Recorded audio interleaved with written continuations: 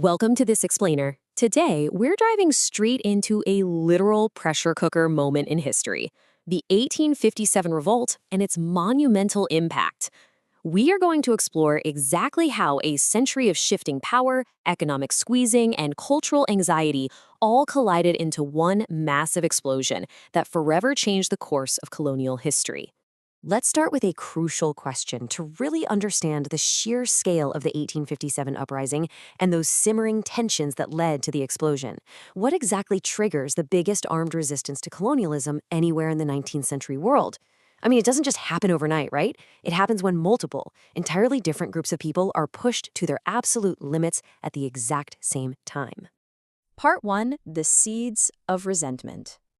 You see, since the mid-18th century, traditional ruling families, like the Nawabs and Rajas, watched their authority just completely evaporate. The East India Company had started stationing British residents right in their courts, which heavily reduced their freedom. But it wasn't just political influence at stake here. They lost their armed forces, their lands, and their revenues piece by piece. Even those who tried to negotiate, like Peshwa Baji Rao II, who simply asked to keep his late father's pension, were flatly denied by a company that was incredibly confident in its military superiority. All of this created a massive vacuum of honor and power at the very top of Indian society. But hey, the pressure wasn't just at the top. It had been building for decades down in the rural areas too. Take the 1817 Quorta uprising as a glaring early warning sign. Long before 1857, aggressive colonial policies had already triggered massive resistance. In Quorta, the British severely increased revenue demands without even considering the land's actual productive capacity, even during natural disasters. Plus, they resumed service tenures, which deeply affected the local ex-militia known as the Pikes. So the Pikes eventually attacked police stations and government establishments, sparking a massive revolt that required serious military intervention to put down. It was an undeniable signal of the catastrophic resentment building in the countryside. Now, what's really fascinating here is how the economic squeeze on the peasants practically mirrored the cultural and professional squeeze on the sepoys, the Indian soldiers employed by the company. Out in the countryside, peasants were drowning in high taxes and rigid collection methods. They were often losing land they had tilled for generations to moneylenders. Meanwhile, in the barracks, sepoys were dealing with terrible conditions and low pay. But their breaking point was actually cultural. A new 1856 law mandated that recruits had to agree to serve overseas if required. Because many at the time believed crossing the sea meant losing their religion and caste, this was seen as a direct attack on their identity. And since a lot of these sepoys were essentially just peasants in uniform, the anger of the villages flowed directly into the military barracks. Section 2. A Threat to Tradition.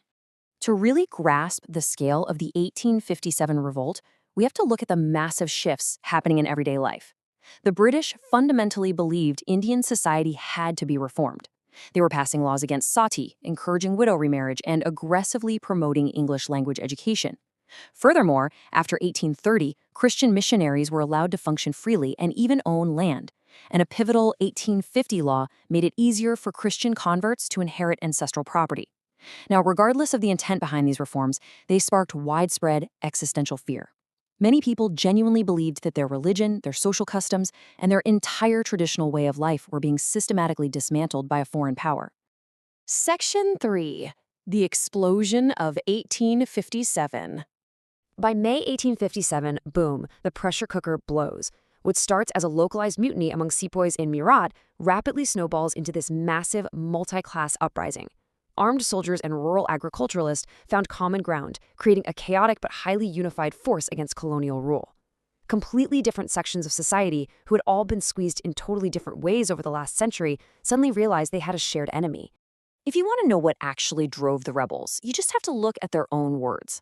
The Azamgarh Proclamation from August 1857 bluntly states that the people are being ruined under tyranny and oppression. It explicitly calls upon wealthy people and royal families to stake their lives and property for the public well-being. It's an incredibly fascinating document because it highlights a very intentional attempt to bridge religious and class divides, uniting Hindus and Muslims against what they viewed as treacherous and oppressive foreign rule.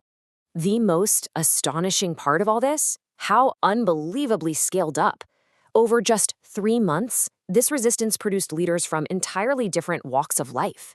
After the initial May spark in Meerut, June saw Ahmad Shah, a Maulvi who prophesied the end of British rule, raising a huge force in Lucknow. By July, Bakht Khan, a soldier from Bareilly, took charge of massive forces converging on Delhi. Down in Bihar, you had Kunwar Singh, an old zamindar, throwing his full weight behind the rebel sepoys. The sheer speed and geographic spread of this resistance severely threatened the company's very presence in India. Section 4. Securing the Raj. Of course, the East India Company, heavily backed by the British Empire, struck back with overwhelming brutal force. Breaking through the heavy fortifications in places like Delhi was initially incredibly difficult, so the British had to bring in massive reinforcements by September 1857. I mean, we are talking about heavy artillery and literally 7-mile-long siege trains, just endless cartloads of cannons and ammunition being hauled by elephants. It was a brutal, resource-heavy suppression that saw hundreds of sepoys, rebels, nawabs, and rajas tried and hanged, effectively crushing the rebellion by the end of 1859. Section 5. The Crown takes control. So the rebellion is eventually crushed, but the old system, completely broken. You can't just go back to a corporate entity running a massive subcontinent. Things could not go on as before. So in 1858, the British Parliament passes a new act, completely stripping the East India Company of its power. Before 1858, India was essentially governed by a heavily militarized corporate entity focused on rapid expansion and profit. Post-1858, the British Crown accepts direct responsibility. The Governor-General was given the title of Viceroy, making them a personal representative of the Crown. The age of the company was officially over. The age of the British Raj had formally begun.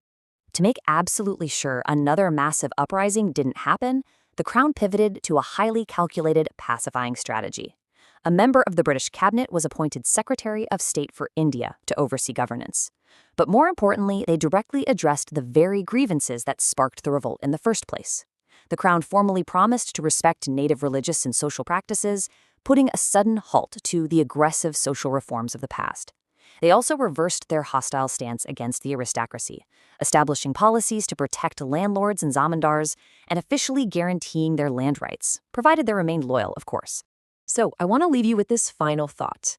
The events of 1857 utterly destroyed the old world of East India Company rule and forced the creation of a massive, heavily bureaucratized colonial state. But consider this. How did this new, highly structured vessel of British Crown rule, with all its shifting alliances and careful balancing acts, ultimately set the stage for the next century? By centralizing all that power directly under the British Crown, did they inadvertently create the unified target that the Indian independence movement would eventually rally against for the next 90 years? Thanks for tuning into this explainer. Keep questioning and keep learning. Thanks for watching. For daily APPSC Group 2 study material and updates, please subscribe to our channel and press the bell icon.